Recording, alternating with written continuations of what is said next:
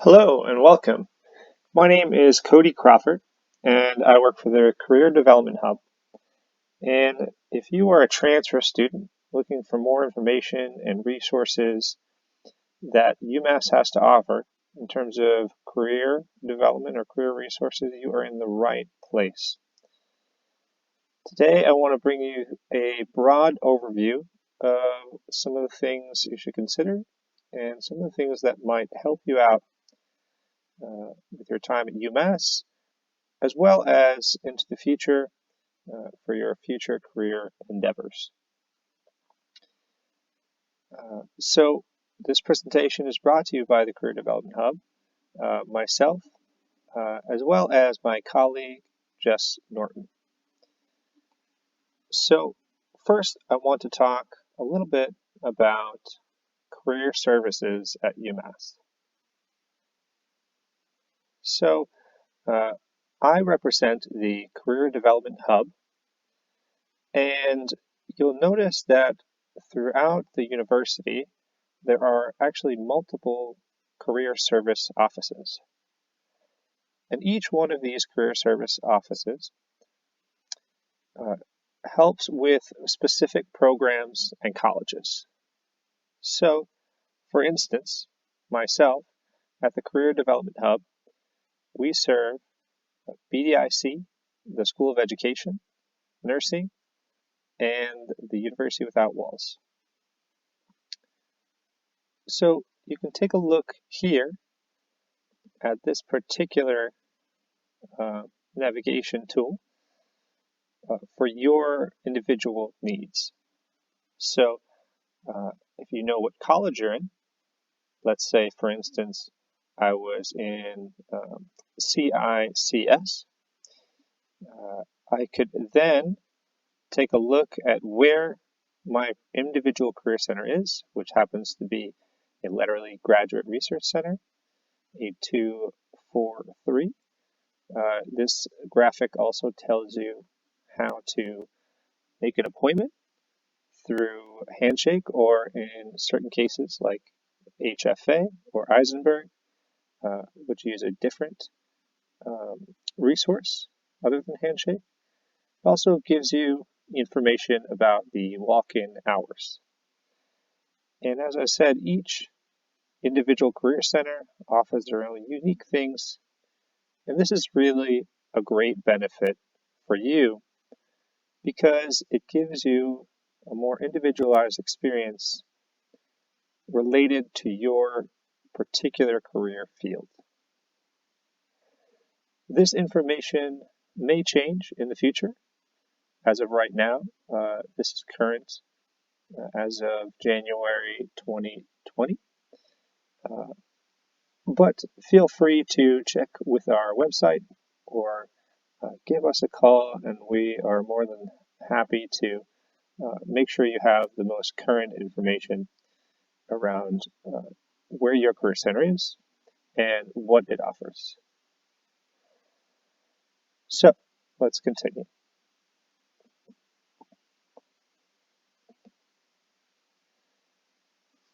Let's talk a little bit about Handshake.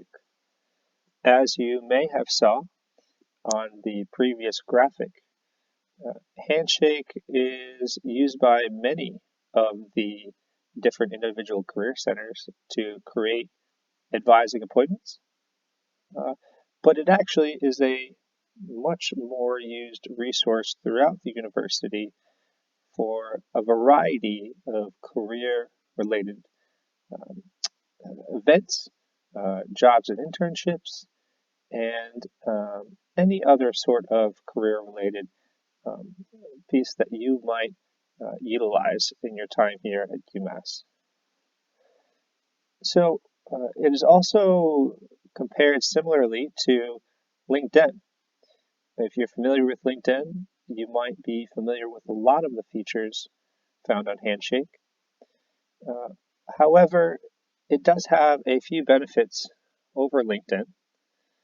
For one, it is UMass specific, and only UMass students have access to this platform.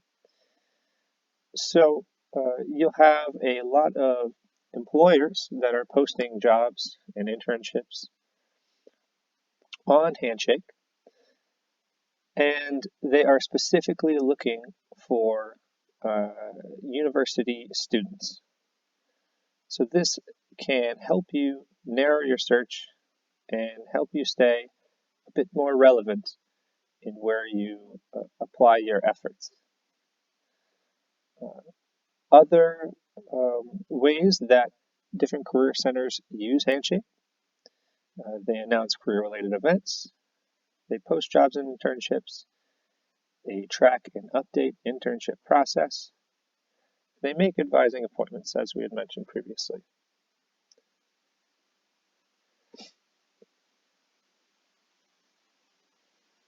So most career centers offer walk-ins, so you actually don't even have to make an appointment always to get a little bit of help.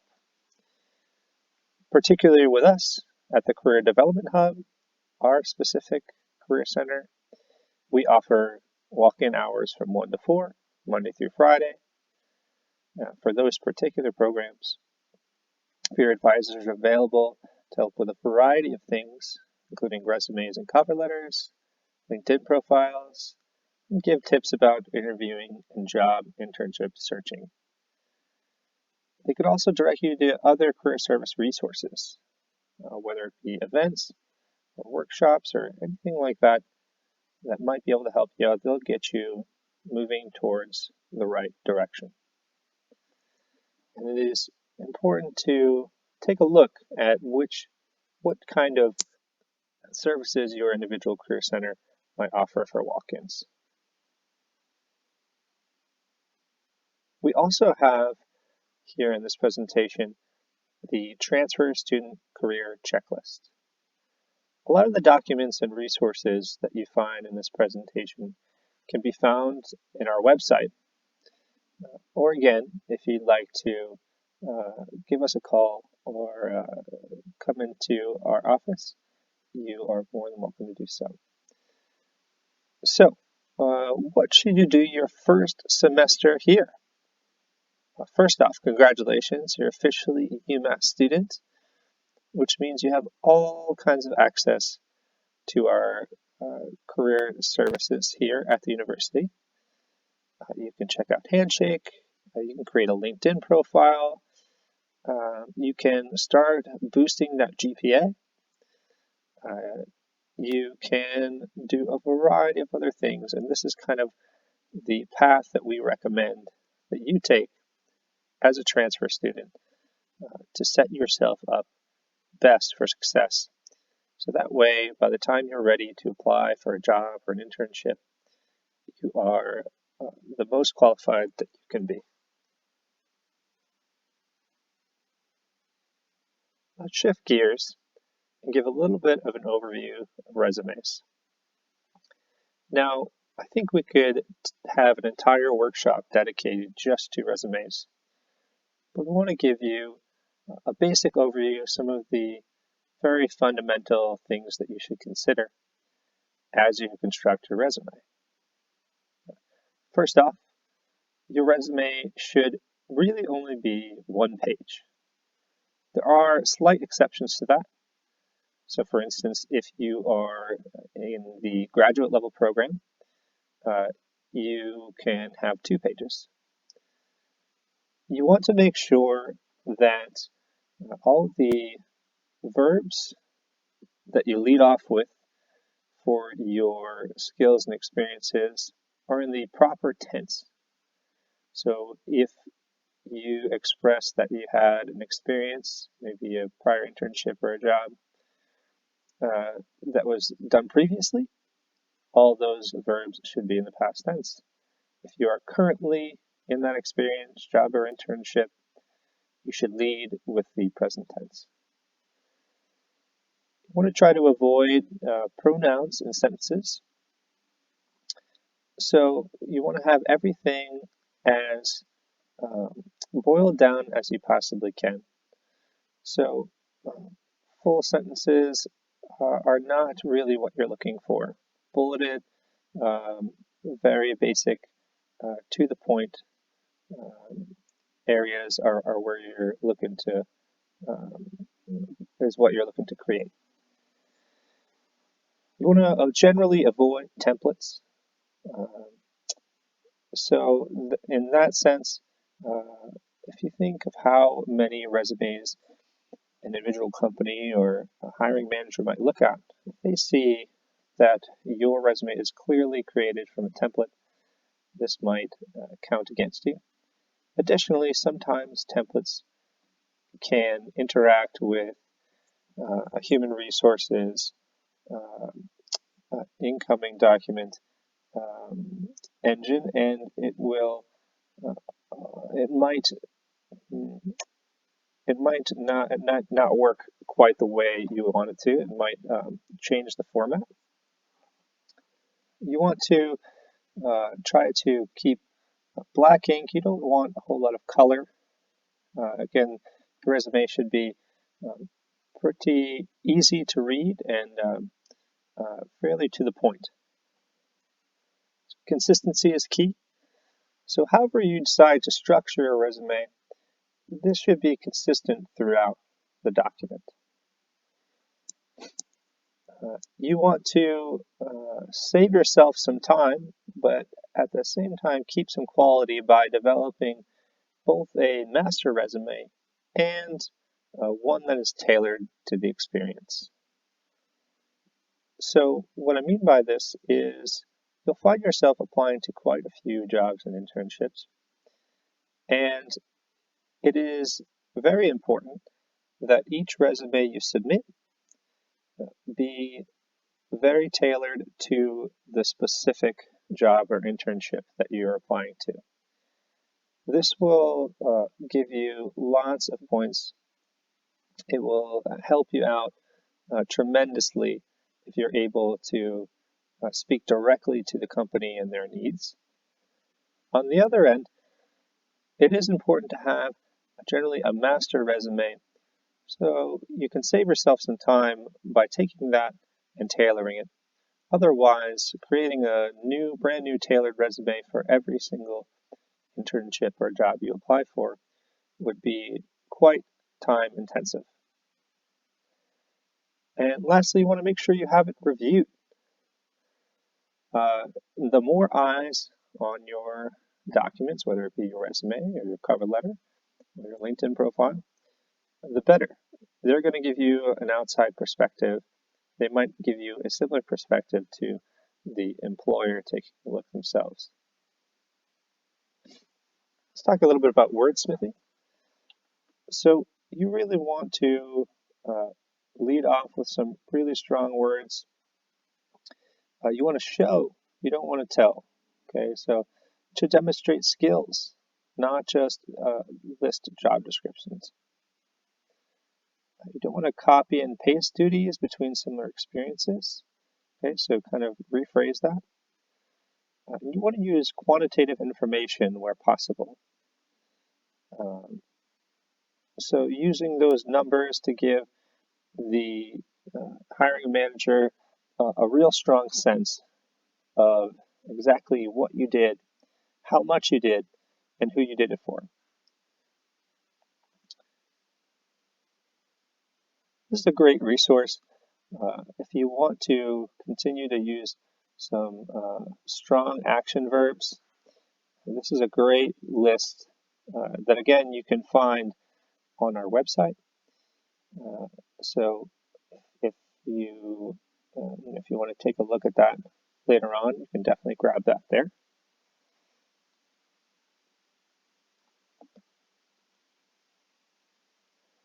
And on that note, let's take a look at an example. So instead of typed up numbers for supervisor, something that you could replace that with would be performed entry level. I have a little recording here. It's a little bit of an error. Sorry, folks. Let's take a look at the other one. So did research with undergrads. Instead, maybe say supervised 8 undergraduate students throughout research process. So you have a strong verb, supervise. You have 8 undergraduate students, so that's quantifiable. And throughout the research process, that gives them a bit more relevant information.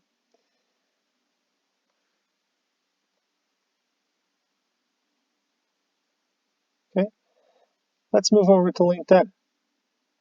So LinkedIn is incredibly important in your process in terms of getting an internship or a job.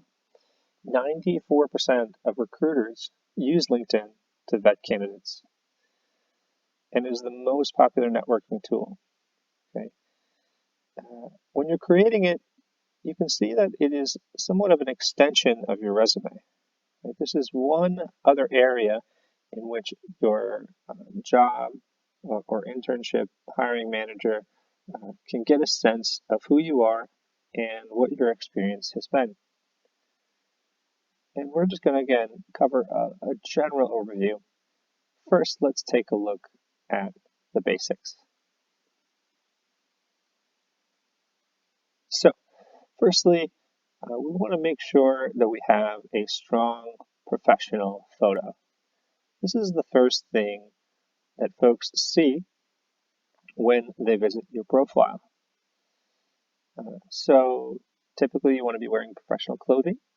You want to have somewhat of a solid background, or at the very least something that is not taking away from your image. Okay, so the focus should be on you and who you are. So you definitely want to have that be meaningful if it isn't a solid background. So typically, you could put yourself maybe in an environment similar to one in which you would like to work. Okay. So again, this should be a professional photo. There are plenty of resources around to get this done. So whether it be one of the events that is often held on campus around professional LinkedIn photos, or if you'd like to visit the Digital Media Lab in the library, you can take out a DSLR, nice camera, and you can take it yourself. Maybe have one of your friends help you out. Beyond your photo, you want to make sure you're upkeeping regularly. This can be really challenging, but if you kind of see it similarly to your social media networking or your social media upkeep and how often you may or may not upkeep that, if you can extend that outwardly to your LinkedIn, you are going to have something that's very well manicured and up to date. Okay, and lastly, when you're making connections and you're networking outwards, I want to give you this note that when you're doing that, you want to have a solid note to your invitation. Okay, so this is just a little example in your bottom left-hand corner. Okay, so you want to be open and upfront around who you are and why you want to connect with that person. And it is totally okay to connect with somebody that you haven't even necessarily met in person. But in order to do that, again, you need to make sure that you give a great note to your invitation, similar to how our friend Sam the Minute Man did here in the bottom left-hand corner.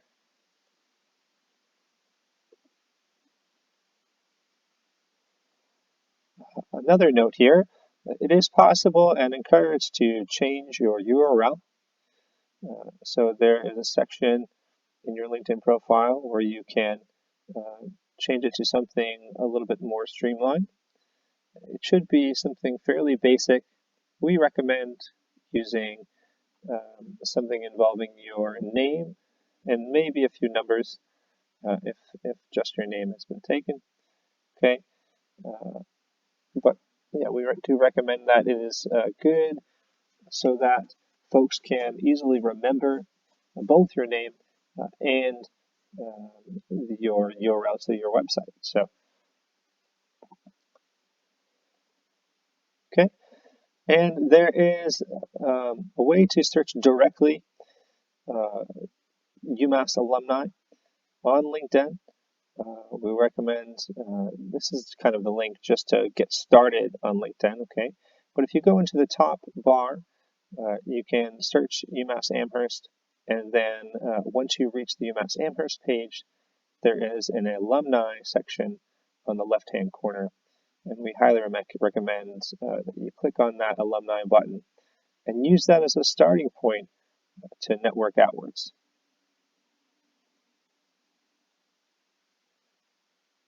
Okay, and lastly, let's talk a little bit about cover letters.